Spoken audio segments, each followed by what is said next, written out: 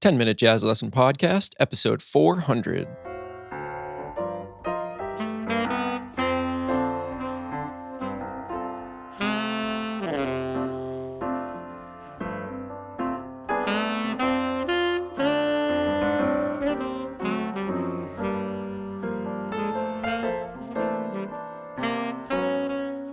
Hey, everybody. Welcome back to the 10-Minute Jazz Lesson Podcast. This is episode 400. Pretty cool.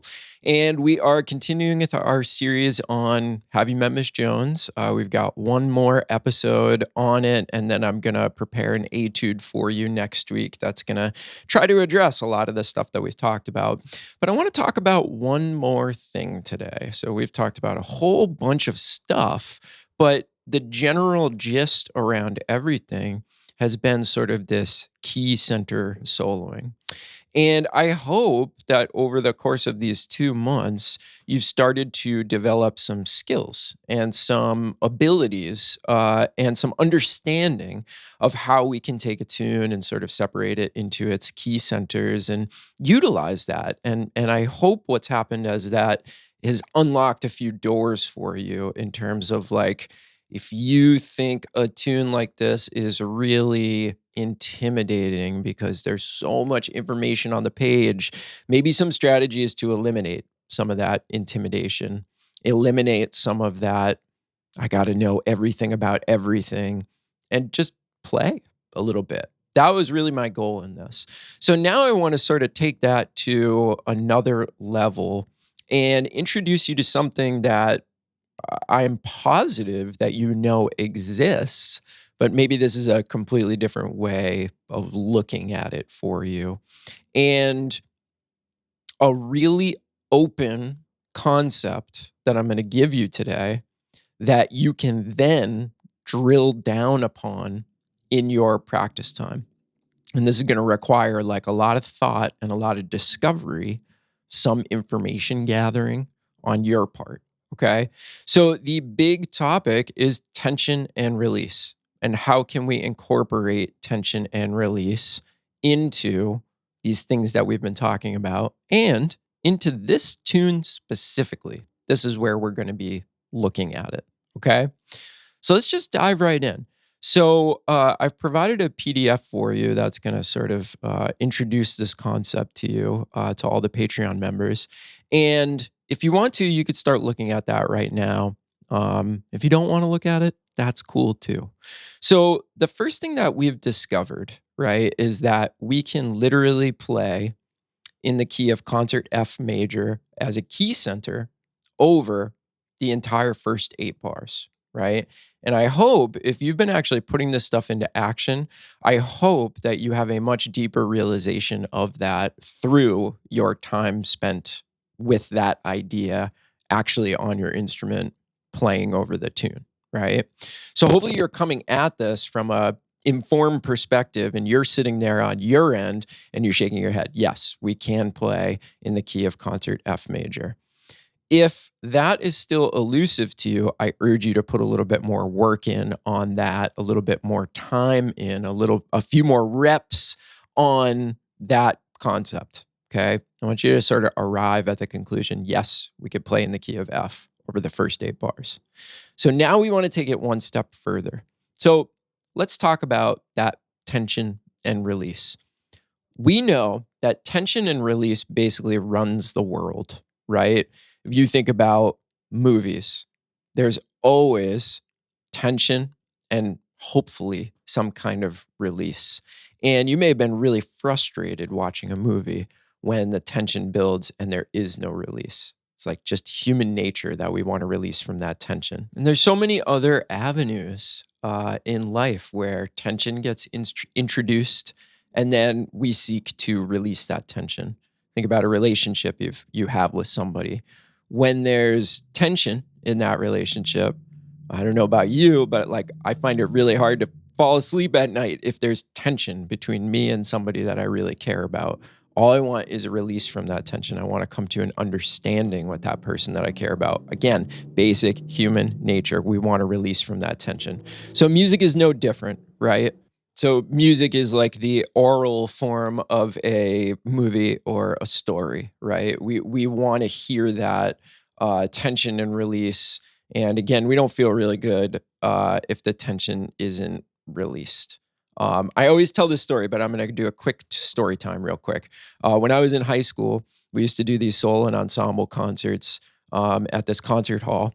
And one of my friends, Dan, he would write these awesome sort of new agey piano pieces, and he decided to play one of these. And the tune ended on a 5 chord, an unresolved 5 chord.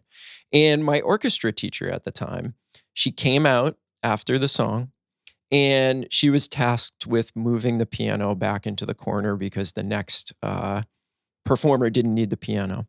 And she could not help herself. She had to play a 1 chord. So she very, very lightly tapped out a 1 chord on the piano and then closed the piano and moved it away. That to me is like the crystallization, the embodiment of the fact that we need release. She wouldn't have been able to sleep that night if she didn't hear that 1 chord. She just like had to do it. It's like something took over, right? So it really is like an innate human nature thing that we need to release from that tension. Anyways, I'm getting off on a tangent. So how can we use this key center idea, these bigger, more meta ways of approaching things to incorporate some tension and release? Well, just like everything in music, there are layers to this, right? I'm going to do something for you. I'm going to play the first 8 bars to Have You Met Miss Jones? And let's try something.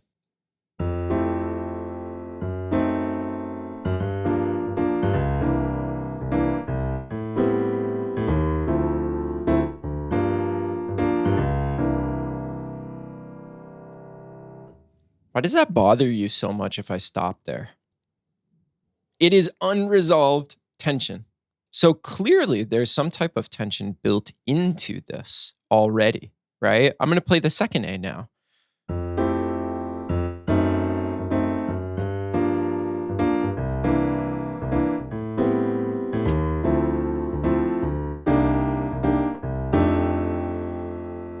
Are you already hearing the modulation in your head? Did your brain actually complete and release the tension to that? Right? So our brain naturally goes into that mode of wanting to release the tension. So, okay, there's something to tension actually being built into the form, right? And I'm not going to go into specifics. That's actually the whole point of this is that I don't want to tell you how to express the tension. And you're probably sitting over there going, why not? Just tell me, just tell me, just tell me. But one thing that you really need to do if you want to become a great musician is to take these big terms, tension and release, and you need to put in some time and effort to figure out what that actually means to you. And, not even what it means to you. You could even approach it like this. What are some ways I can go about, some specific ways I can go about creating tension and release, right? Because there are some really sort of simple ways that we could do it. And they're not very hard to understand. In fact, you're probably doing them already. But what if you're somebody, and I know this is a lot of you, where you're aware that you're creating tension, but you don't know how to increase the tension to these unbelievable levels, right? So, like, there's tension and release here. Listen to that again.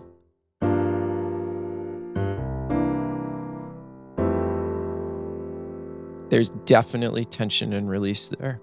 However, wouldn't you say that this might be another level of tension and release?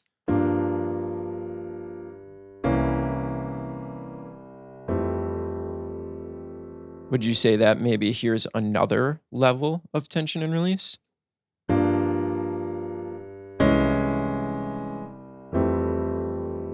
How about this one?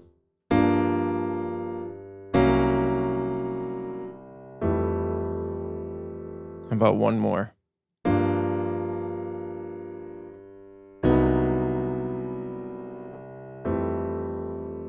Those are all just different ways of expressing various levels and types of tension. Some of them are super tense. They have you on the edge of your seat. Sounds like nails on a chalkboard to you. Maybe you actually need that release way more with some of those sounds than you did with others, right? But the point here is I am actually creating tension by telling you to figure out how to create tension. And it won't be released. Well, that was kind of meta. I didn't mean it to come out like that. But really, that's what I'm doing. I'm creating tension in your brain where you go, okay, I understand tension and release, but he didn't tell me how to do it, right? So now you got to go out and you've got to think about these different ways to create tension. And then on top of that, it's like, how do I release that tension? So what I'm going to do is I'm going to at least get you started on this path where the PDF that I'm giving you is just pointing out a couple of places in the form where you should consider creating tension. Some actually really good places to create tension. Not the only places that we can create tension, but what I think might be a good starting point for you to start thinking about this process. And the nice thing is going to carry over again to like every other tune that you play. You'll start seeing and hearing and understanding where some of these really beautiful opportunities to create tension are. And I'm super happy to have a discussion about this. Maybe we could do that in the Patreon group or in a more public forum. I'll do my best to communicate with all of you where we might be able to get some of this stuff happening in terms of us talking about it and getting our ideas out there about how we create tension, some of the questions that might come up when going through this. A really great place for that is the 10-Minute Jazz Lesson community on Facebook, although right now I am investigating a lot of other options where we can all hang out online, whether you're a Patreon member or not. I don't want to cut that discussion off to you if you don't want to, join the Patreon or whatever. But anyway, the PDF will have some places with just the word tension and then the word release. And then it's kind of up to you to figure out how you're going to accomplish that. The other thing I'm going to do for the Patreon members is I'm going to give you some trading tracks where you're going to hear me using various forms of tension just to start wrapping your ears around the fact that like, oh, okay, I hear that. Oh, that's like another level of tension. Oh, that was really tense. Oh, that wasn't so tense, but there was still some tension in there.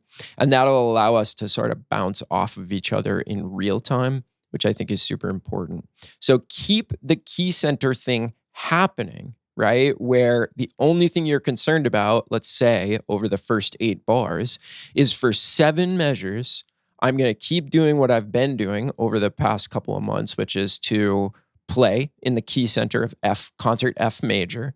But then in the 8th bar, the new thing that I'm doing is I'm trying to create some kind of tension. And you're going to have to go through the experimentation of doing that. I can't do that for you. Okay.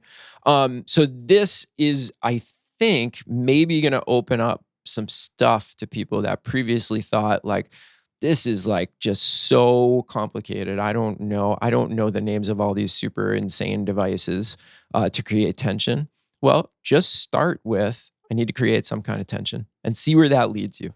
Okay. It's that curiosity of a big, broad statement and then how you chunk that down and make it more specific. That's really going to allow you to do some of this stuff.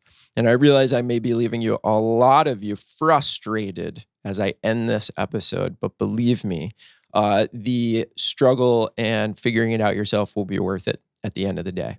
Okay. So if you want to get your hands on that PDF that will just kind of hold your hand through the initial places of where to put tension and release, you could do that by going to our website, 10minutejazzlesson.com, clicking on one of the Patreon banners and getting yourself signed up today for the Patreon where I put all those resources. Quick shout out to some new patrons this week. Thank you to Jerome, Dennis, Kevin, and Rodrigo. Thanks for signing up to support the show. Hope you're enjoying all those resources. Now, this is a pretty big challenge to you, right? Are you going to be somebody that takes the broad instruction that I just gave you and does something with it. I hope that that's everybody out there. And I really look forward to seeing your results and hearing your results.